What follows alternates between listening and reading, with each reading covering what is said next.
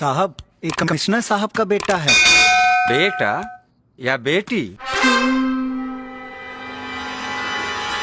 तू खेल बकाओ।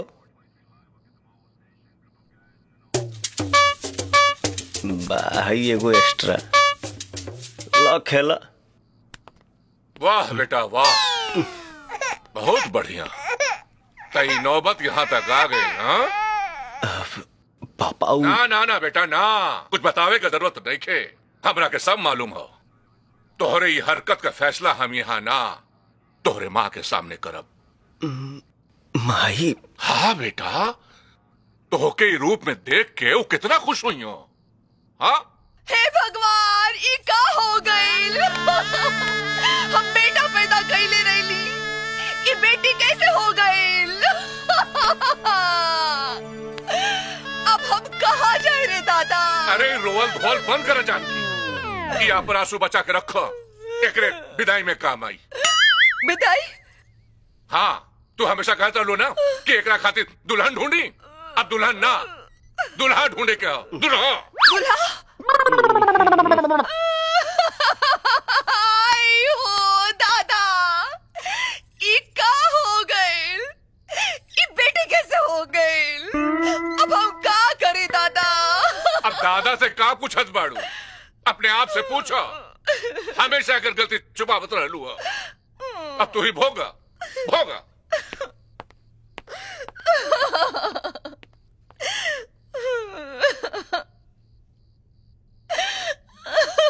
ऐसे का नहीं हालता रे। माई से बोल कि हम चेंज नहीं के भाई, अभी हुए बानी। जी दीदी। चुप हो जा माई। भैया लड़की नहीं खे भइल, भैया बिन भैया ही बाड़न।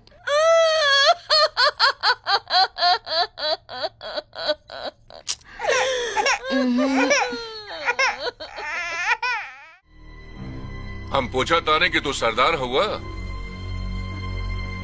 जी। पक्का सरदार हुआ?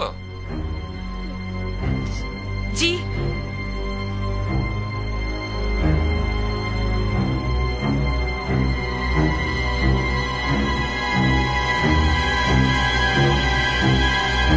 कल बिना पियले सुतबा कैसे?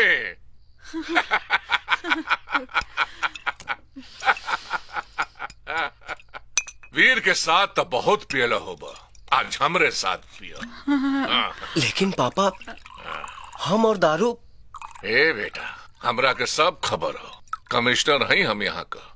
चुपचाप पिया, बुझला? ला उठावा, ला पकड़ा। चलो चलो, चेयर्स करो, चेयर्स। ला पिया। अरे पिया।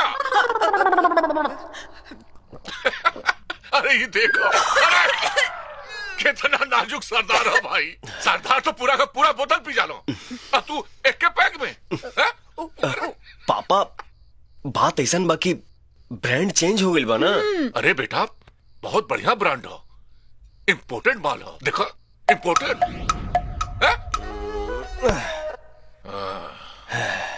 अब रहे दी पापा, आज ज्यादा पी रहल बनी आप। चुप कर, आज हम बहुत पिया, जी भर के पिया। अच्छा, हाँ। मैं देख ली ना, सब गड़बड़ हो जाई। अरे हट, हम तोर माई से डरी लगा। शेर वानी हम, शेर।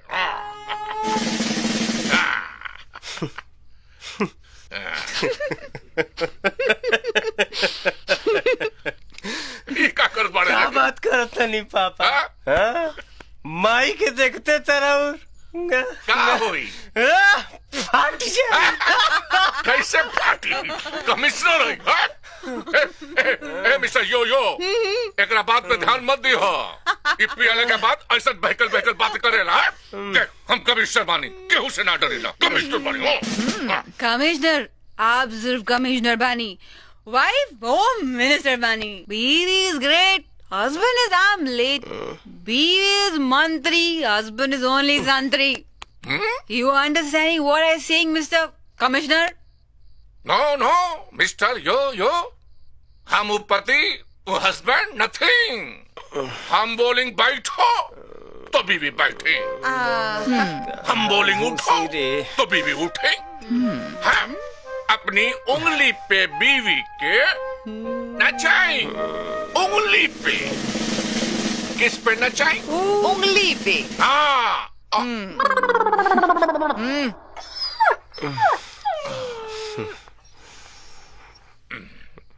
अब सब गड़बड़ हुई, अब हम जाएं। जी जी जाएंगे। अरे अरे महंगा चीज साजा दी,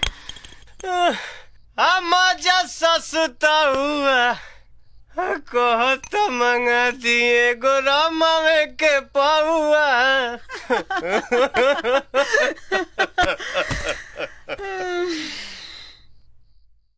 लड़की के दिखाओ जौन तोरा प्यार के पकौड़ी बनौले बिया। देख भाई हमके मत लिया चल, न तो मामला सुलझे के बजाय और उलझ जाई। हम रोमो गुस्सा जानते नहीं, ते अकेले जो समझा बुझाए गाड़ी पटरी पर लिया प्यार से।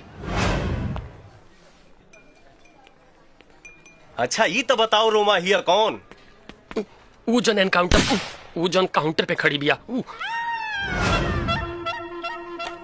ते हिजे रुक, हम उनके ठीक करके आओ तनी। भाई भाई भाई मोहब्बत के सवाल बा भाई, मामला जमाइए क्या यह? विश्वास रख, आज के बाद रोमा तो से फेविकोल लगा के चिपकल रही। हाय हाय भाई तेरा पर भरपूर विश्वास बा, तू ही कह सकेला, तू ही हमार भाई है। हुआ सुना, बजरंग बली के नाम लेके जा। हाँ जय बजरंग बली। जय बजरंग बली। फेविकोल से चिपक जाज। है मैडम।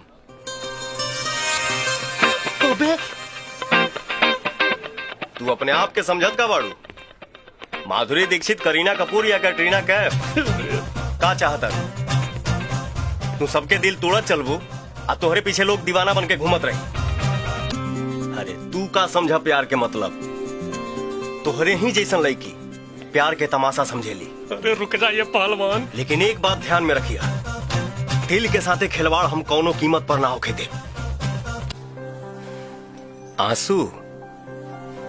अच्छा, औरत के सबसे बड़ हथियार ये आंसू। लेकिन हाँ, मैं भुलावा में आवे वाला नहीं थी। आज फैसला हो के रही, तुमके वापस चंदू के अपना गले से लगावे के पड़ी। चंदू हमार दोस्त था, ओकर हालत हम देखले बानी। अगर हम ना रहती तराते वो जान दे देले रही। दिल तो ओकर ले ले बाड़ू, अब जान भी ले बुका।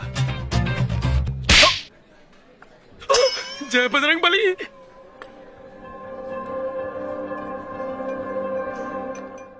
अगर आपने अभी तक हमारे YouTube चैनल सब्सक्राइब नहीं किया है तो जल्द से जल्द सब्सक्राइब करें और